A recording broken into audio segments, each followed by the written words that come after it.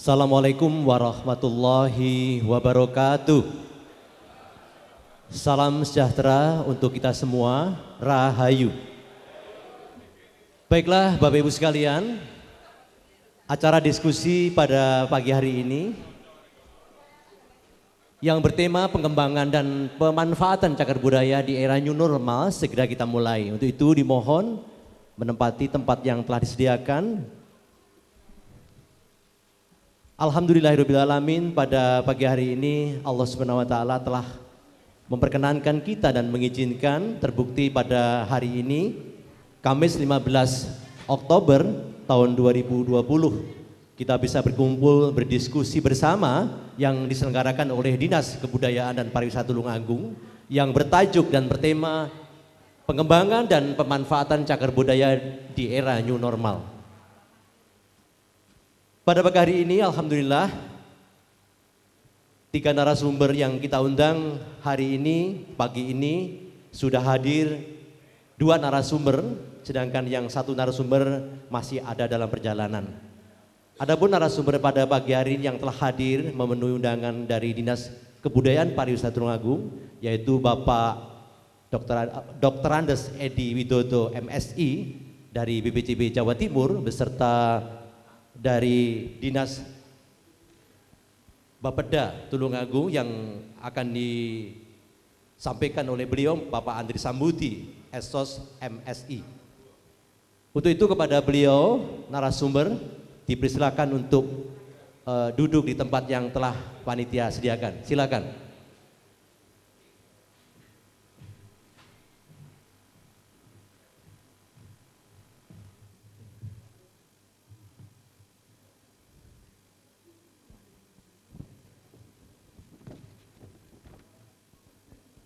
Silakan Bapak Edi Widodo. Tepuk tangan untuk para narasumber. Bapak Ibu yang saya hormati, narasumber yang pada hari ini hadir dan duduk di depan adalah pertama yang nanti akan memberikan materi pertama, yaitu Bapak dari Dinas Bapeda Tulungagung ya, yang akan diwakili oleh beliau Bapak Andri Sambuti Esos MSI. Silakan berdiri Pak. Ini wajah lama, hari ini baru, barangkali sudah banyak yang kenal kan ya. Kemudian beliau dari Bapak Edi Widodo, Dr. Andes Edi Widodo MSI. Silakan berdiri Pak Edi. Ini senior kami dari BPCB Jatim, teman konsultasi, teman curhat tentang cagar budaya, mewakili dari BPCB Jatim, yang nanti akan juga menyampaikan materi yang berkaitan dengan tajuk tema hari ini, yaitu pengembangan dan pemanfaatan cagar budaya di era new normal. Bapak narasumber yang saya hormati, perlu diketahui bahwa yang hadir pada pagi hari ini sesuai dengan undangan dari Dinas Kebudayaan Pariwisata Tulungagung adalah para juru pelihara dari BPCB Jatim maupun dari daerah Kabupaten Tulungagung. Yang kedua adalah guru sejarah dari tingkat STTP dan STTA, kemudian dari teman-teman komunitas penggiat cagar budaya, kemudian rohaniawan hidup Buddha, beserta dari teman-teman aliran kepercayaan terhadap Tuhan Yang Maha Esa. Beliau hadir semata untuk mendapatkan ilmu tentang berkaitan bagaimana pengelolaan, pengembangan, dan pemanfaatan cagar budaya Tulungagung. Karena hari ini, sampai hari ini, banyak pertanyaan-pertanyaan dari kami yang memanfaatkan bagaimana cara memanfaatkannya, bagaimana cara mengembangkannya, bagaimana juga hukum regulasi yang ada tentang cagar budaya itu. Dan pula perlu diketahui untuk Bapak narasumber ya, bahwa beliau-beliau datang ini semua adalah penggiat cagar budaya. Karena penggiat cagar budaya, undangan yang datang ini sering memanfaatkan cagar budaya, terutama khusus di wilayah Tulungagung. Untuk itu sesuai dengan jadwal yang diberikan kepada kami, saya Haryadi sebagai pemandu acara ini akan menentukan sesuatu hal yang berkaitan diskusi ini. Nanti setelah para narasumber memberikan materi sesuai dengan kompetensinya, maka Bapak Ibu undangan langsung boleh bertanya, dan pertanyaannya harus sesuai dengan materi yang diberikan oleh narasumber. Kami, panitia, tentu juga akan memberikan salah satu pilihan pertanyaan itu, manakala pertanyaan dari para peserta tidak berhubungan dan tidak relevan dengan apa yang disampaikan oleh para narasumber, maka kami tidak akan mengajukan pertanyaan itu kepada narasumber. Dan perlu diketahui pula untuk Bapak narasumber, atas kesepakatan bersama, tentunya nanti setelah pemateri selesai langsung diskusi, tidak menunggu akhir daripada acara. Hadirin Bapak Ibu sekalian yang saya hormati, seperti yang kita ketahui bahwa Undang-Undang Nomor 11 Tahun 2010 bahwa pemanfaatan, pengelolaan maupun pengembangan cagar budaya dilandasi dasar hukum. Lalu bagaimana tata kelola cagar budaya ini agar kita tidak melanggar dasar hukumnya? Maka pemateri pertama akan saya berikan kepada beliau dari Dinas Bapeda Tulungagung, yaitu Bapak Andri Sambuti, Estos MSI. Sepenuhnya kepada beliau dipersilahkan.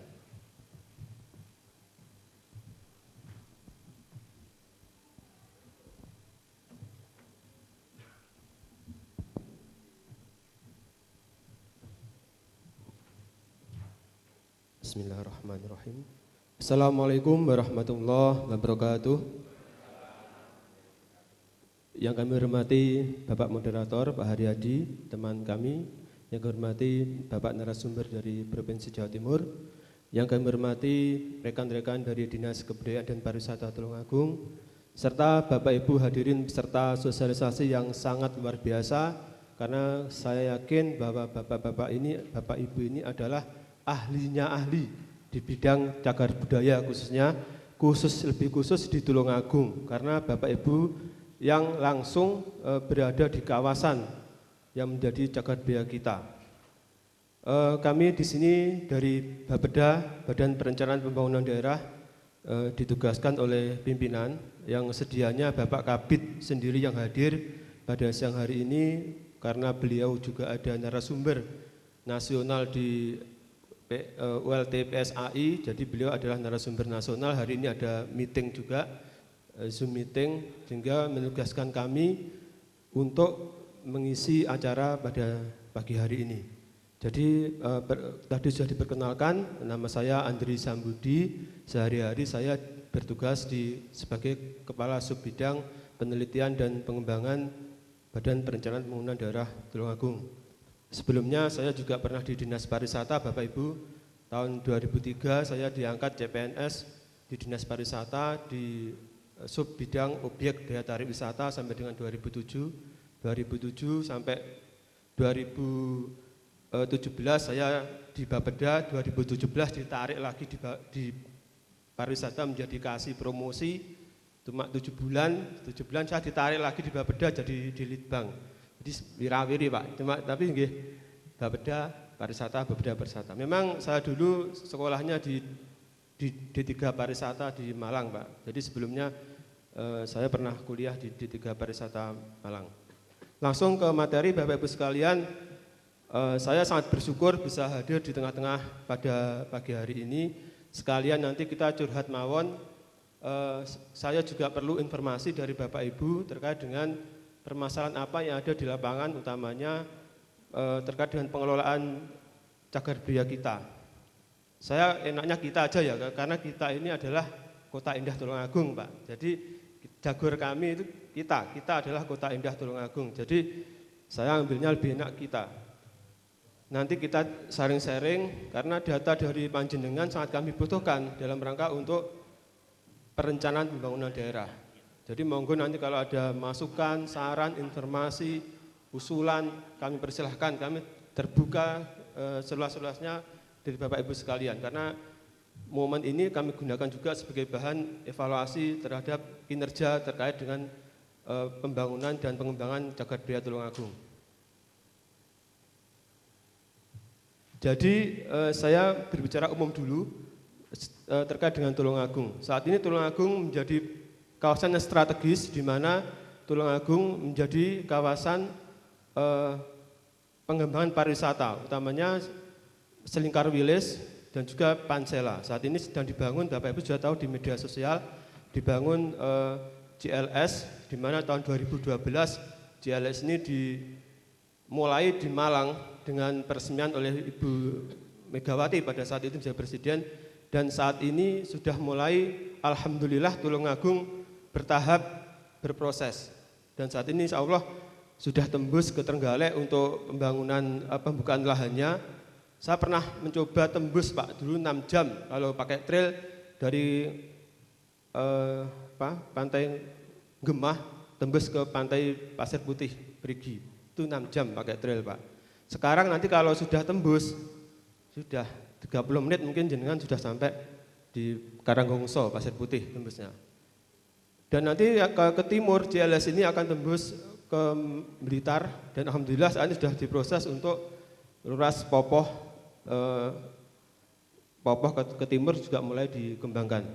Jadi ke depan Tulungagung ini menjadi sentra Pak. Jadi monggo nanti terkait wisata purbakala, wisata cagar budaya ini harus kita kembangkan dan kita kelola karena ini bocoran saja, kami dari Bapeda saat ini sedang berproses untuk mendaftarkan potensi geopark Tulungagung menjadi geopark nasional. Dan insya Allah tanggal 12 November kami akan mengadakan seminar nasional dengan tajuk Tulungagung menuju geopark nasional dengan narasumber dari Pak Hanang Samudra, yaitu dari Geologi Bandung, tim ahli geopark, kemudian Pak Budi Martono, GM Geopark Gunung Sewu. Nanti kita undang ke Tulungagung, kemudian dari tim ahli geopark UPN Veteran Yogyakarta. Dan nanti monggo Bapak Ibu kalau ingin ikut istilah dalam seminar ini bisa melalui aplikasi Zoom Meeting, bisa membuka di web kami, web Bapeda Tulungagung, di sana bisa daftar online. Saat ini sudah kami buka dan kami jatah 100 orang untuk webnya. Saat ini sudah 60 orang yang terdaftar, jadi tinggal beberapa puluh lagi, monggo segera mawon kalau ingin mengetahui potensi geopark nanti bisa daftar melalui online. Karena offline-nya di Kron juga terbatas Pak, sekitar 100 orang seperti ini. Jadi nanti juga akan kami pilih undangan-undangan tertentu yang di Kron. Kemudian letak geografis yang strategis menjadi titik tolak pengembangan wisata khususnya purbakala ke depan. Jadi mungkin ini sekilas saja tentang Tulungagung. Jadi visi misi Bapak Bupati dalam RPJMD kita yaitu terwujudnya masyarakat Tulungagung yang sejahtera, mandiri, berdaya saing dan berakhlak mulia. Jadi mungkin di materi Bapak sudah kami berikan, sudah dipegang, tinggal membaca. Jadi memang tujuannya adalah bagaimana membentuk masyarakat ini menjadi berdaya saing, mandiri, sejahtera, dan berakhlak mulia. Jadi nanti program-program akan masuk di RPJM. Ini saya sekilas, mungkin Bapak Ibu saya yakin sangat paham tentang potensi arkeologi kita. Jadi mulai dari Wajakensis. Kenapa Wajakensis? Karena jenengan kalau ke Museum Nasional Pak, mungkin ke Jakarta ya, iseng-iseng ke Jakarta, mampir ke Museum Nasional, jenengan masuk pertama kali pasti disambut oleh Wajakensis Tulungagung. Ada plakat besar di situ tentang Wajakensis. Jadi Tulungagung itu sudah mendunia Pak. Jadi eman sekali ketika kita yang di Tulungagung ini tidak memanfaatkan momen ini, potensi ini untuk dikembangkan. Dan kami dari Bapeda berencana di tahun 2001 nanti akan membuat kajian dan desain kawasan Wajakensis ini Pak. Saat ini alhamdulillah teman-teman di Pok Darwis Desa Gamping yang dikomandani oleh Mas Ari dan kawan-kawan sudah membentuk Pok Darwis di Wajakensis, yaitu dengan nama Wajakensis Jati Purbo. Jadi sudah dikelola oleh teman-teman, namun saat ini belum ada PKS permanen, namun PKS sementara dan perhutani sendiri sangat welcome terhadap pengembangan Wajakensis ini. Jadi untuk itu kami ke depan akan membuat grand design rencana pengembangan kawasan Wajakensis yang kurang lebih 16 hektar sebagai kawasan wisata purba internasional. Karena ini juga kami tetapkan sebagai geosite Geopark Tulungagung. Ada 10 geosite geopark yang sudah kita daftarkan di dalam naskah akademik usulan Geopark Tulungagung, termasuk salah satunya adalah Wajagensis. Di sana kalau Bapak Ibu tahu itu ada 14 gua Pak, ternyata di sana itu saya juga baru tahu, baru ngeh. Ternyata di Wajagensis itu ada 14 gua kalau tidak salah, dan ada gua Jepang, gua Belanda yang dibangun oleh zaman kolonial juga ada. Itu setelah teman-teman membuka kawasan, jadi setelah dibersihkan ketemu beberapa gua-gua itu Pak. Dan sebenarnya dari Geologi Bandung juga pernah mengadakan penggalian di salah satu gua di sekitar Wajah saat itu. Kemarin kebetulan 2017 kalau tidak salah, kemarin saya juga menemani pada saat penggalian, ditemani oleh almarhum Mas Didit yang orang Tulungagung yang bekerja di Kediri, sudah meninggal teman kami. Itu penggalian di sana dan tidak menemukan tulang-tulang atau fosil, cuma fragmen-fragmen saja. Dan itu mereka sudah 4 hari, jadi setelah itu sudah selesai, jadi tidak menemukan apa-apa. Kemudian potensi lain adalah candi-candi, candi Dadi, kemudian Gua Pasir, Sanggrahan. Ini juga kami masukkan di dalam culture diversity yang kami usulkan di Geopark Tulungagung. Gayatri, Gua Sewu Mangkleng masuk semua. Kemudian ini terkait latar belakang cagar budaya. Jadi mungkin tadi sudah dijelaskan di sambutan oleh Ibu Kabid. Cagar budaya adalah warisan budaya yang bersifat kebendaan berupa benda cagar budaya, bangunan, cagar budaya, struktur. Ya, ini saya yakin Bapak Ibu sudah paham semua terkait dengan apa itu cagar budaya. Dan itu sudah masuk di Perda kita dan undang-undang tentang cagar budaya. Jadi peraturan daerah yang mengatur tentang cagar budaya adalah Perda nomor 15 tahun 2019 tentang pengelolaan cagar budaya. Jadi tujuannya adalah melindungi dan mengamankan dan melestarikan cagar budaya. Jadi jelas arahnya adalah untuk perlindungan benda cagar budaya, jangan sampai dijarah atau dicuri atau dijual belikan seperti itu. Jenengan kalau pernah ke situs yang barusan ditemukan di tepi batas Pak Haryadi nggih, yang Pulau Tondo ya Pak. Saya kenal Pak Haryadi juga ke Pulau Tondo kemarin dengan tim UNER Brawijaya, antropologi UNER, beberapa kali ke Pulau Tondo dan Pak Haryadi juga. Jadi di sana itu ada ditemukan kawasan yang luar biasa ya Pak, mungkin perkampungan zaman kerajaan. Jadi banyak ditemukan, kemarin ada tengkorak manusia, ada uang logam, terus itu jahit dom-dom jahit. Jadi kan belum tahu. Ada dom jahit juga dan itu sudah disimpan di Museum Wajagensis, diserahkan penyerahannya oleh penemunya. Kemarin penemunya adalah teman kita juga, tentara Blitar Pak. Dan jenengan diserahkan di Dinas Pariwisata. Itu ada dom-dom jahit itu Bu. Jadi saya juga tahunya niku. Itu dalam kerajaan sudah ada dom-dom jahit. Kemudian tujuan adalah meningkatkan pemahaman dan kesadaran masyarakat terhadap sejarah daerah.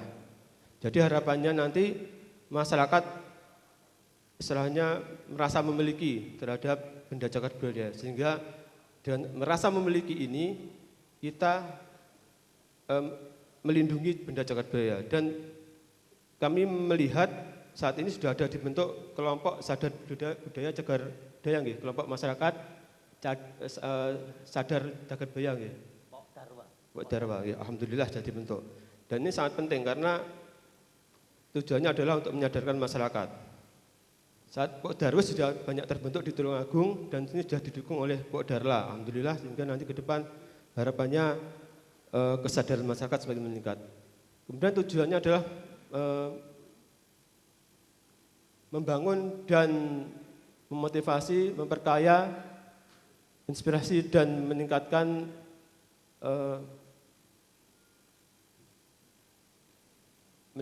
akuntabilitas di bidang kebudayaan. Jadi saat ini sudah ada tim ahli cagar budaya yang bertugas meneliti dan mengkaji serta menetapkan cagar budaya. Mungkin terkait akuntabilitas, saya yakin sudah sangat bagus dan sesuai dengan apa yang diharapkan di peraturan. Kemudian memelihara dan mengembangkan nilai-nilai tradisional yang merupakan jati diri dan sebagai perlambang kebanggaan daerah dan masyarakat. Jelas ya Bapak Ibu. Jadi kami informasikan juga bahwa di Litbang Bapeda itu kami sudah membuat penelitian Pak di beberapa tempat. 2018 kami mengadakan penelitian di Gua Tenggar Pak. Mungkin Bapak Ibu sudah tahu Gua Tenggar ya? Ada yang belum tahu Gua Tenggar? Sampun ya. Dan bukunya Bu itu sudah kami serahkan ke Bapak Ibu guru sejarah. Kemarin kami serahkan pada saat sosialisasi, kami serahkan melalui Bapak guru sejarah SMA Kedung Waru. Mungkin nanti Pak Pri, Pak Pri, mungkin nanti bisa meminjam atau mungkin bisa mendownload di e-library kami di sana. Insya Allah sudah kami upload, kalau belum nanti kami upload karena hasil kajian kami upload di web kami Pak, Bapak Ibu, di e-library Bapeda di web bisa di-download. Jadi kami melakukan, nanti di sini ada apa? Kami jelaskan. Ini bocoran nanti kami juga di sini ada gambaran-gambaran hasil temuan Gua Tenggar yang tentunya masih temuan awal dan itu pasti di dalamnya sangat luar biasa. Kemudian terangkumnya adalah pelaksanaan registrasi cagar budaya dan sudah dilaksanakan oleh bapak-bapak dari Dinas Pariwisata dan Kebudayaan bersama tim ahli cagar budaya. Kemudian menyimpan dan merawat benda cagar budaya di museum. Bapak Ibu, museum kita saat ini memang belum maksimal, jadi masih kategori D, Pak ya. Kategori D, jadi kurang layak untuk menyimpan benda-benda cagar budaya. Untuk itu kami dari Bapeda sudah membuat desain, pradesain pembangunan Museum Peradaban Tulungagung. 2 lantai, nanti akan kami tunjukkan juga gambar desainnya. Dan alhamdulillah sudah kami permohonkan proposal beberapa waktu yang lalu bersurat ke Kementerian PU untuk dapatnya difasilitasi dibangun museum bersama dengan usulan-usulan yang lain. Jadi kemarin kami sudah bersurat Pak Bupati ke Pak Menteri PU untuk dapatnya dibangun museum. Dan lahannya saat ini dalam proses sertifikasi oleh teman-teman aset. Lahan museum yang sebelah utaranya museum itu saat ini sedang proses sertifikasi ke Pemda sehingga nanti lahannya clear. Biasanya kalau pusat itu kalau lahannya tidak clear tidak akan turun dana, jadi harus clean and clear terkait lahan dan sebagainya. Semoga kita berdoa saja semoga museum ini segera terbangun karena permasalahan kita ya di museum, karena kalau museum ini tidak representatif maka benda-benda cagar budaya yang ada di luar sana milik kita di arkeologi UNER, di Trowulan, di Museum Indonesia, kalau kita menarik lagi ke rumah kita, kalau museumnya tidak representatif mereka tidak akan menyetujui Bu. Baru kalau museum kita bagus, kuratornya ada, tim ahlinya ada, tempat laboratorium penyimpanannya lengkap, mereka akan bisa mengembalikan artefak atau fosil-fosil yang ada di luar. Karena banyak sekali fosil yang ada di UNER antropologi, museum antropologi UNER itu banyak sekali yang di Tulungagung. Tapi jangan khawatir, di sana itu registrasinya sangat bagus, sudah ditulis semua. Jadi kalau mau mengambil mereka insya Allah bisa memfasilitasi. Tetapi syaratnya harus museum kita sudah representatif.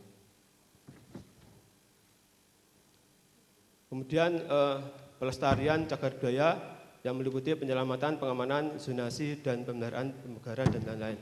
Untuk zonasi, Dinas Pariwisata dulu pernah membuat zonasi kawasan Songgentong.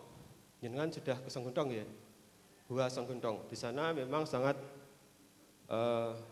banyak menyimpan fosil-fosil purba, manusia purba, binatang purba, dan menjadi salah satu spot mahasiswa UNER, antropologi UNER untuk studi lapang di sana. Jadi setiap tahun mereka ada kegiatan studi lapang, pelatihan penggalian di Songgentong, di Songgentong, dan barang-barangnya itu tersimpan di sana Pak. Saya juga pernah ke sana, pernah melihat sendiri di labnya antropologi UNER itu memang tersimpan di sana dan rapi hasil ekskavasi istilahnya penelitian mereka yang di Songgentong. Dan mereka sangat berharap Songgendong ini di save, dikunci, dijaga jangan sampai istilahnya dirusak oleh penambangan. Karena memang itu rencana kami terkait geopark. Geopark ini harapannya akan kami gunakan sebagai dasar untuk menjaga warisan geologi kita dan berbakala. Jadi boleh di geopark itu boleh ada marmer yang ditambang boleh, tapi harus ada yang disisakan. Karena itu yang akan menceritakan asal muasal dari marmer itu. Dan itu kemarin sudah kami masukkan di salah satu geosite yang kita usulkan juga, marmer.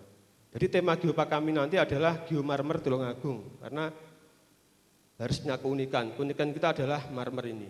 Seperti itu, dan proses pembentukannya tidak sama dengan marmer yang lain. Jadi seperti itu. Ini tugas dan wewenang pemerintah daerah dalam hal cagar budaya. Jadi menyelenggarakan promosi ini sudah dilaksanakan oleh Dinas Pariwisata. Setiap tahun ada kegiatan promosi cagar budaya bekerjasama dengan Trowulan biasanya. Setiap tahun sudah ada. Kemudian penelitian pengembangan ini sudah kami lakukan di Litbang. Karena Litbang sebagai salah satu lembaga yang ditugaskan untuk penelitian pengembangan, di dalamnya termasuk penelitian pengembangan cagar budaya. Dan tim TACB sendiri juga melakukan penelitian dan pengembangan terkait dengan cagar budaya. Sebenarnya sudah dilaksanakan. Kemudian memfasilitasi dalam melaksanakan pemanfaatan dan promosi cagar budaya. Mungkin itu nanti kaitannya dengan masyarakat ya Pak, terkait dengan bagaimana masyarakat terlibat di dalam pemanfaatan dan promosi cagar budaya. Kemudian menyelenggarakan penanggulangan bencana dalam keadaan darurat untuk benda, bangunan, struktur, situs, dan kawasan yang telah dinyatakan sebagai cagar budaya terhadap daerah yang mengalami bencana. Jadi saat ini Tulungagung masuk dalam ring of fire. Jadi Tulungagung ini masuk dalam zona rawan tsunami, rawan gempa bumi, rawan pergesekan patahan. Jadi sangat rawan Tulungagung. Memang ya salah satu hikmah kita berada di kawasan yang rawan adalah kita punya geopark, punya taman bumi. Biasanya kalau daerah yang rawan bencana ini di atasnya itu selalu indah. Ada fenomena alam. Jangan tahu tidak bahwa Tulungagung ini punya gunung api purba. Yang penting gini. Gunung api purba kita punya di Gunung Budak, Bu. Gunung Budak itu gunung api purba. Jadi formasinya adalah formasi Mandalika. Formasi tertua tanah di Tulungagung ini adalah formasi Mandalika Gunung Budak. Itu tahunya dari hasil geopark Pak. Saya juga bukan ahlinya ahli. Saya hanya tahu dari paparan para ahli pada saat penulisan naskah akademik geopark Tulungagung. Jadi Gunung Budak itu adalah gunung api purba dan itu terbentuk kurang lebih 20 juta tahun yang lalu. Kemudian jenengan kalau ke Gua Tenggar masuk di kurang lebih 300 meter, Gua Tenggar itu panjangnya 2,7. Dari informasi dari tim Mapala IAIN yang Tulungagung yang pernah masuk, jadi panjangnya 2,7 itu belum selesai, sehari penuh katanya dia kembali dan nutut. Di dalamnya itu sangat luas dan bagus, stalagmitnya sangat luar biasa dan ada sungai bawah tanahnya. Kalau jenengan masuk 300 meter dari mulut gua itu sudah di tepi itu ada patahan purba Pak, kelihatan. Jadi ada tanah yang berbeda. Itu menurut ahli geologi yang pernah kita suruh masuk di sana, itu adalah patahan purba katanya. Dulu berarti Tulungagung pernah terjadi pergesekan patahan lempeng. Jadi jenengan kalau masuk memang ada, memang garis gitu. Dan itu agak menjorok dan warnanya berbeda antara satu sisi dengan sisi yang lain. Dan saya tahunya dari hasil penelitian Pak, kalau kita tidak penelitian dengan ahli, kita tidak akan pernah tahu. Ternyata kita potensinya sangat luar biasa itu. Kemudian melakukan pengawasan, pemantauan, dan evaluasi terhadap pelestarian warisan cagar budaya. Jadi memang harus tugas pemerintah untuk pengawasan, pemantauan, dan evaluasi, dan itu mungkin sudah dilaksanakan oleh teman-teman TACB bersama dengan dinas terkait. Kemudian mengalokasikan dana bagi kepentingan pelestarian cagar budaya. Dan itu sudah kita anggarkan walaupun sangat terbatas. Kami yakin kami masih sangat terbatas terkait dengan penganggaran, utamanya terkait dengan pelestarian cagar budaya.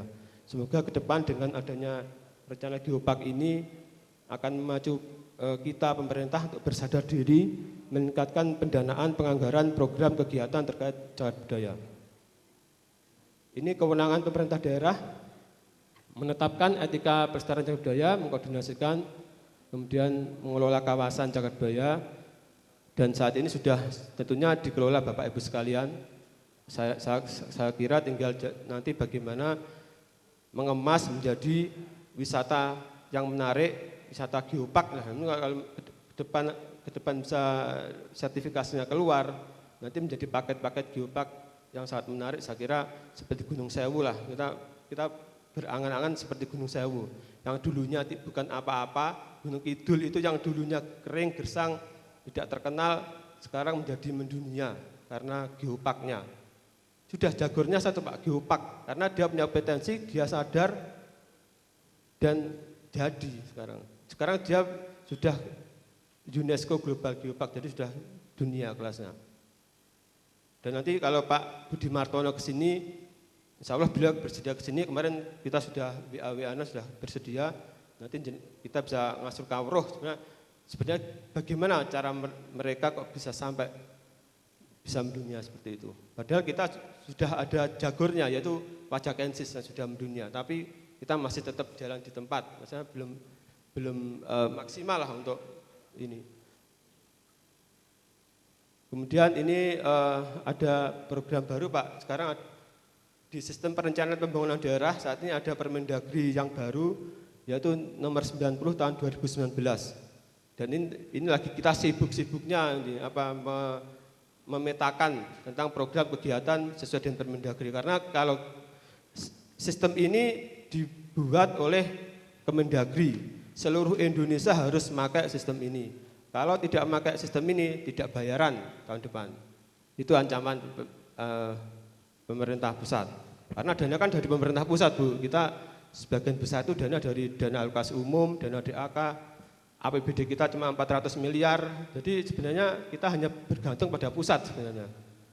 Nah, kalau tidak memakai Permendagri ini, sudah kita tidak bayaran tahun depan. Dan alhamdulillah kemarin kita sudah selesai, kita bersusah payah dengan perangkat daerah untuk memetakan dan mengentri, karena seluruh Indonesia sistemnya satu bersama-sama. Jadi lemotnya bukan main, Bu. Jadi harus sawabar gitu, ngantri, error, balik lagi. Jadi alhamdulillah selesai, dan ini insya Allah di Dinas Kebudayaan Pariwisata sudah masukkan program kegiatan sesuai dengan prioritas terkait cagar budaya. Ini salah satu upaya ya, yang dilakukan oleh Bapeda melalui bidang Litbang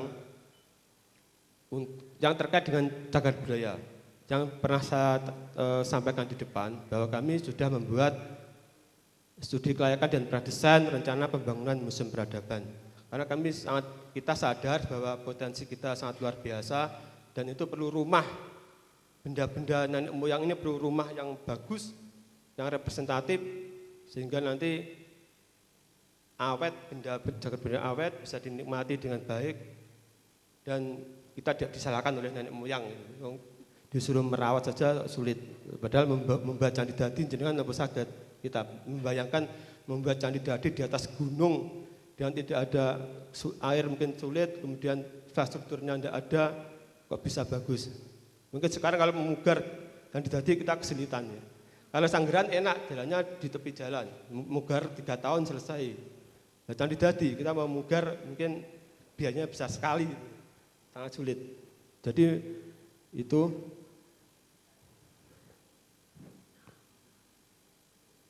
ini videonya, coba saya cek.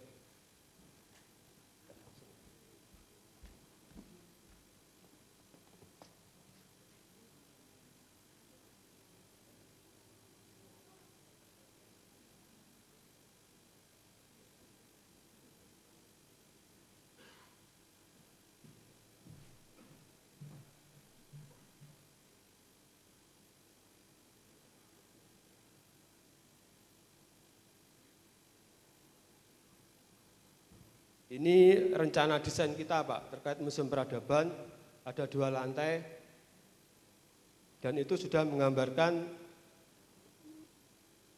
step-stepnya. Jadi mulai masuk itu zaman apa, nanti masuk lagi zaman apa, masuk lagi zaman apa, dan terakhir zaman modern, seperti itu. Jadi peradaban Tulungagung akan terceritakan di museum ini. Jadi orang masuk itu sudah prasejarah, sejarah, gitu. Rencana seperti itu. Jadi semoga kita berdoa, karena anggarannya kemarin kita usulkan di pusat itu 20 miliar lebih untuk pembangunan ini. Santai nggih, habis melihat videonya mungkin seperti rencana kita terkait dengan museum itu seperti ini.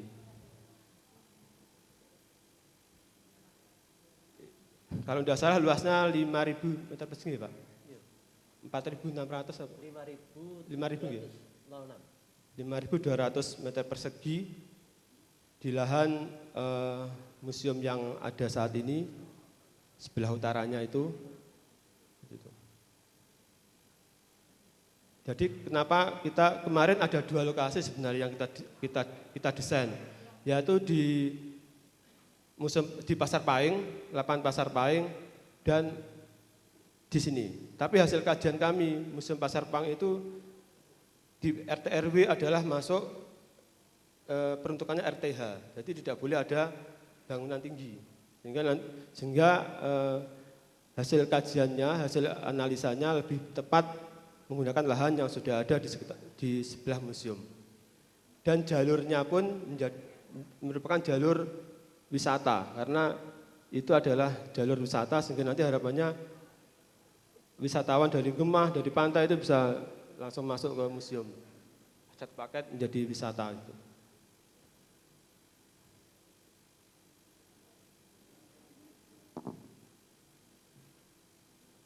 Sebenarnya ini memang sangat ideal kalau memang ini terbangun. Saya yakin Tulungagung luar biasa, gitu. Karena memang kita butuh museum. Kemarin kami pada saat ke Sragen, beberapa hari yang lalu kami ada acara di Sragen, itu mampir di museum Sangiran, ternyata tutup.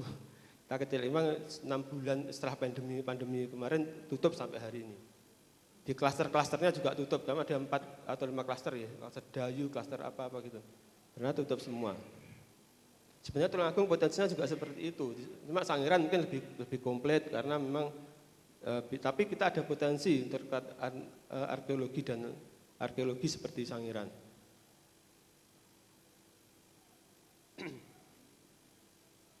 Memang doa kami semoga ke depan kita karena penelitian berlanjut Bu, jadi penelitian dari Gua Tenggar itu peneliti luar itu sangat tertarik dengan Gua Tenggar ini. Kemarin ada peneliti dari New Zealand bekerjasama dengan UNER, peneliti UNER juga penelitian di sana, dan mereka sangat istilahnya tertarik sekali dengan potensi arkeologi Tenggar. Semoga kita ke depan bisa menemukan tengkoraknya manusia, karena sampai hari ini masih belum. Cuma mungkin gigi atau apa mungkin ada lah, tapi kita belum tahu sejauh mana. Dan terkait dengan umur fosil di Gua Tenggar, hasil kajian tim ahli itu beraneka ragam ternyata di sana. Bahkan ada yang tulang yang tidak bisa terdeteksi usianya karena lapisannya sudah hilang, sehingga sulit untuk mendeteksi. Jenengan kalau ke sana, saya dulu nemu itu kemiri Bu, kemiri itu sudah memfosil. Ada yang utuh, ada yang sudah dipecah. Dipecah itu mungkin dimakan oleh manusianya.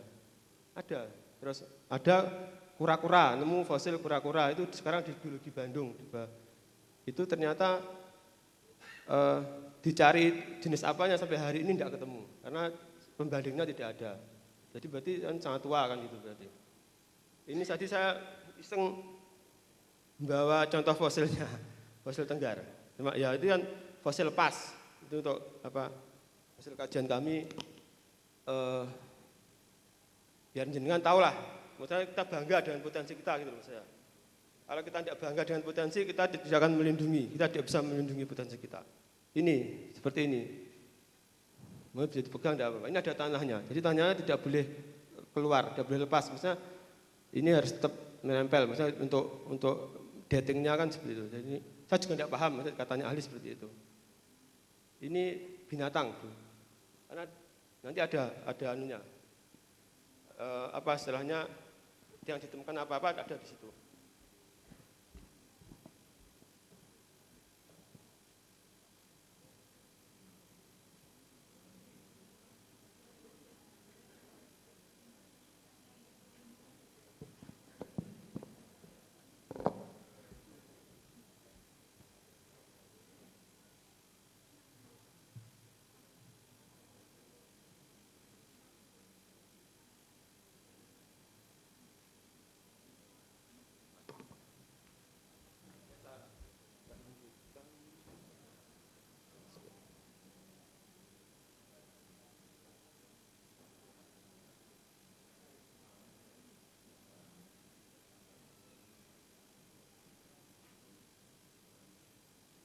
Ini sedikit cerita dari hasil penelitian kita di Gua Tenggar, Bu. Ini sharing saja, sharing informasi biar kita semua memahami dan mengetahui. Jadi hasil penelitian kami di Gua Tenggar dengan tim dari UNER itu kita menemukan di jenengan ada ya, sudah kita print ya, sudah dibaca, karena ini kecil sekali. Jadi bermacam-macam fosil hewan ada. Semua ada di sana. Itu menancap di dinding-dinding, Pak. Dan di bawah juga ada. Di dinding gua menancap banyak sekali. Di atas, di samping, di bawah ada semua. Cuma masalahnya itu kena arus air karena merupakan sungai bawah tanah ataukah memang dulu sebagai hunian. Tapi iseng-iseng saya tanyakan kepada ahli metafisika. Ya kan kita harus belajar sejarah itu harus gandeng dengan masa lalu, karena masa lalu itu kita harus kembali flashback ke ahli yang bisa membaca masa lalu, masalah gitu. Katanya di situ itu memang dulunya berkelompok, orang-orangnya itu berkelompok, kemudian ada beberapa turunan yang ada di sana.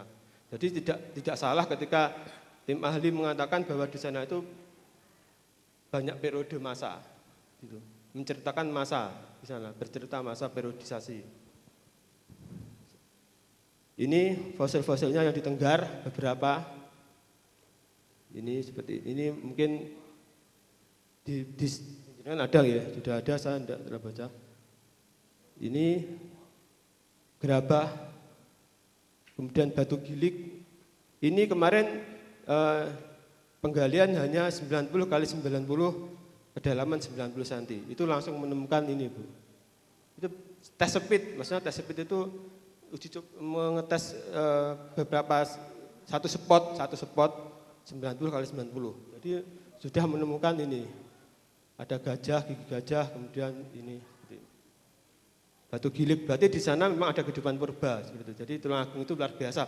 Saya cuma ingin bagi informasinya adalah bahwa kita itu bangga dengan Tulungagung gitu aja. Kita harus menjaga Tulungagung gitu.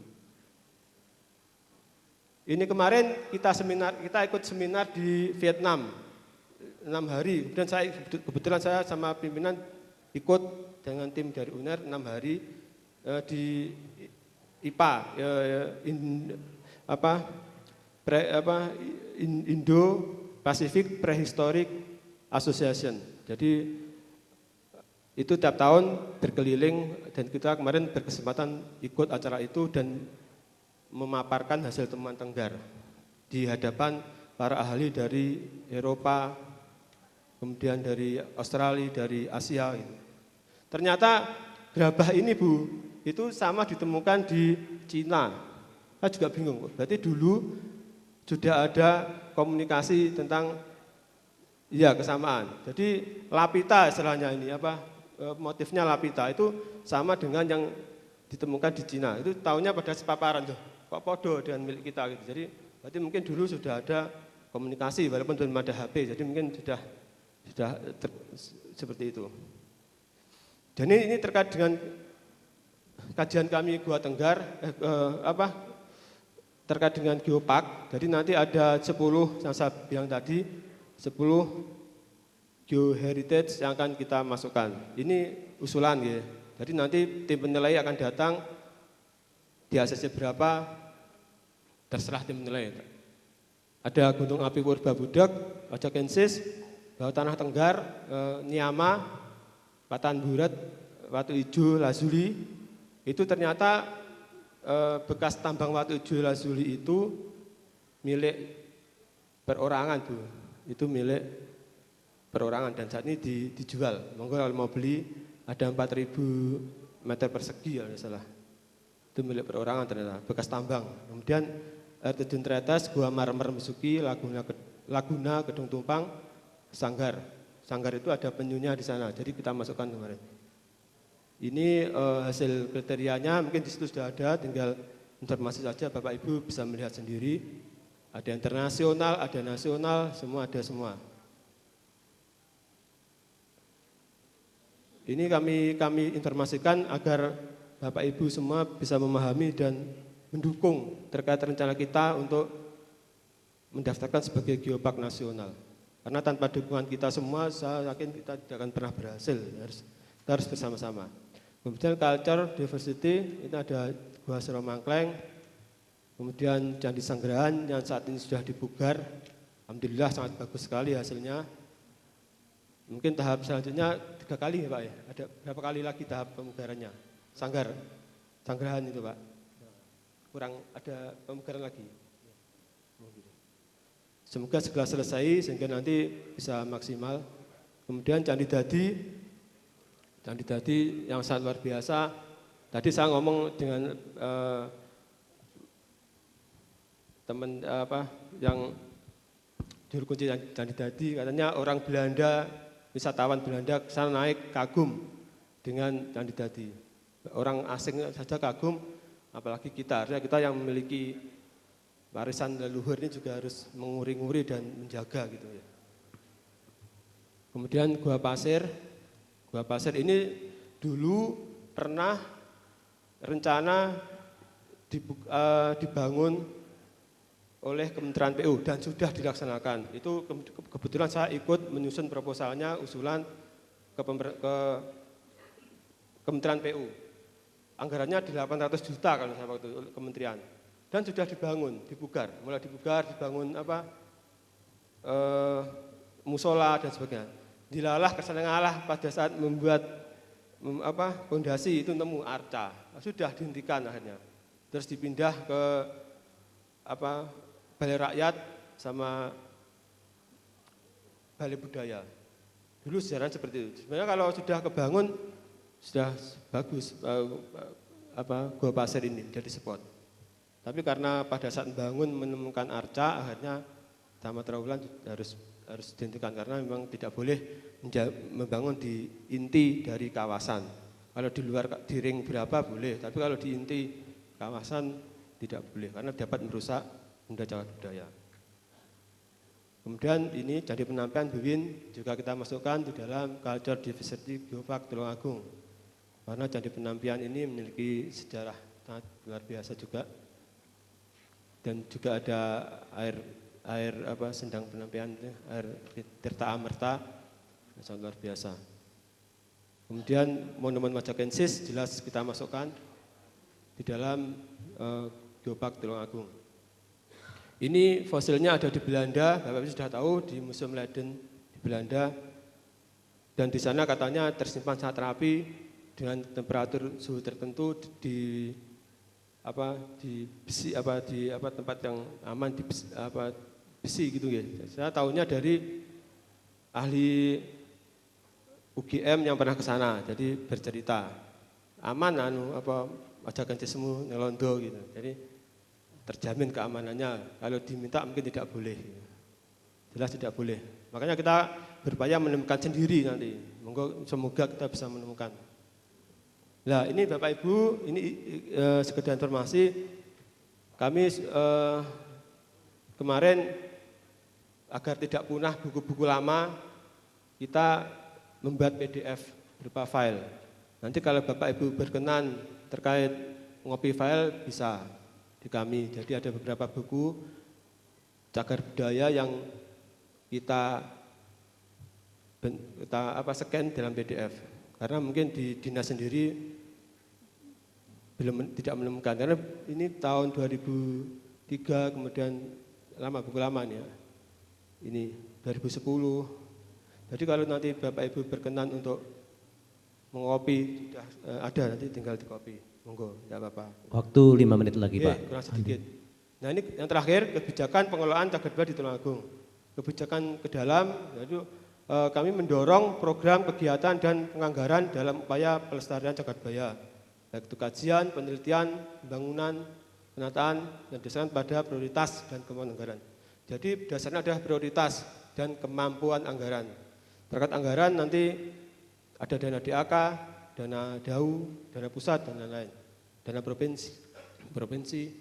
Dan alhamdulillah tahun depan kita tidak dapat DAK, Bu, terkait pariwisata, karena kita tidak masuk dalam kawasan khusus pariwisata. Tahun sebelumnya kita dapat untuk DAK pariwisata ini. Kemudian DAK museum juga tidak dapat, Pak, informasinya. Jadi ya kita berjuang di jalur lain lah, nanti di Kementerian PU dan sebagainya. Kemudian mendorong peran serta aktif masyarakat dalam menjaga pelestarian merawat cagar budaya. Ini yang penting, Pak. Bapak Ibu kami berpesan, Bapak Ibu yang di lapangan, monggo bersama-sama dengan kelompok sadar cagar budaya ini terus mendorong untuk menjaga dan memelihara cagar budaya kita.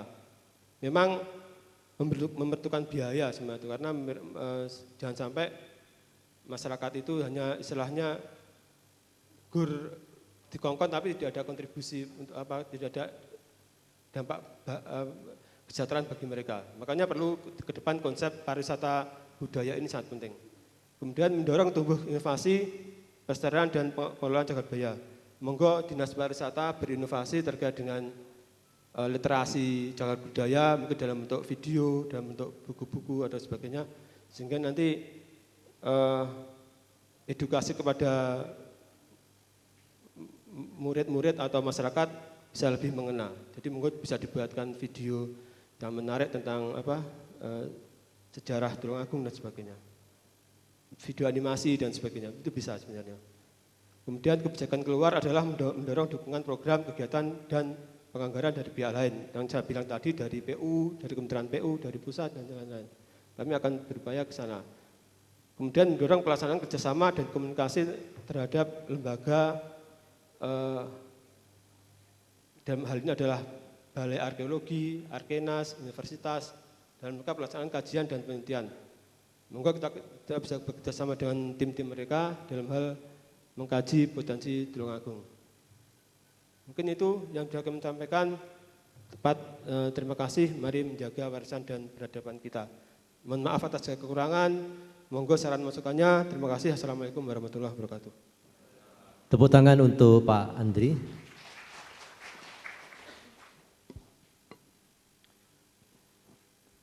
Bapak Ibu sekalian yang saya hormati, demikianlah pemaparan dari Pak Andri Sambuti ya, yang berjudul Kebijakan Pengelolaan Cagar Budaya Tulungagung. Dari awal diterangkan ada banyak usulan dari Bapeda dalam tata kelola cagar budaya, dan saya tahu persis ya, beliau ini selalu belusukan setiap Sabtu ya Pak, katanya Sabtu itu bukan untuk keluarga tapi untuk cagar budaya, sehingga mampu mempeta perluasan cagar budaya Tulungagung dan mampu kemudian menuliskan satu strategi bagaimana tata kelola yang harus dilakukan oleh Bapeda. Silakan kepada Bapak Ibu sekalian untuk mendapatkan nomor telepon dan WA, karena beliau banyak menyimpan file-file tentang pengembangan tata kelola cagar budaya. Ini ada nomor telepon HP, saya sampaikan ke peserta ya Pak ya, 081 137 8400. Saya ulang ya, 081 137 8400 ya. Beliau di Bapeda seperti yang disampaikan adalah jabatannya sebagai Kasubit Litbang. Dengan demikian Bapak Ibu guru maupun beberapa teman jupel sangat seharusnya berhubungan dengan Pak Andri. Silakan untuk Bapak Ibu sekalian, saya buka termin pertanyaan 3 saja ya yang mewakili narasumber. Ya, silahkan yang mengangkat tangan. Panitia dibantu ya. Sebentar. Ya. Pak ini dibawa bantu. Oh sudah, ya. Silakan Pak, langsung bertanya saja. Ya, yang di tengah. Sebutkan nama dari mana. Pertanyaannya singkat, padat, sesuai dengan apa yang beliau sampaikan. Terima kasih. Silakan. Assalamualaikum warahmatullahi wabarakatuh. Saya Budi Harsono dari komunitas Asta Gayatri.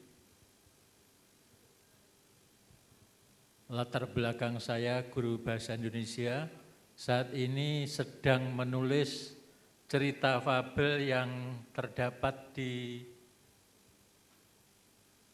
Goa Pasir yang bagian bawah. Itu ada relief-relief fabel yang ternyata ketika saya baca di buku Tantri Kediri, itu ada cerita fabel yang ketika saya diskusi dengan Pak Dwi Cahyono, arkeologi dari UM, fabel yang ada di Gua Pasir itu merupakan nasihat para para Brahmana mungkin waktu itu kepada masyarakat biasa, bahwa di Gua Pasir itu ada ajaran-ajaran yang harus diketahui masyarakat, atau sebelum masuk menjadi pertapa di situ harus melalui proses yang ajarannya disampaikan melalui relief-relief yang berada di Gua Pasir yang bagian bawah. Pertanyaan saya, adakah program Dinas Pariwisata dan Kebudayaan memberdayakan pelajar untuk mengenal lebih jauh tentang peninggalan sejarah dan budaya dan cagar budaya Kabupaten Tulungagung berkaitan dengan pengembangan dan pemanfaatan cagar budaya. Yang kedua, kami sangat berharap ada informasi tertulis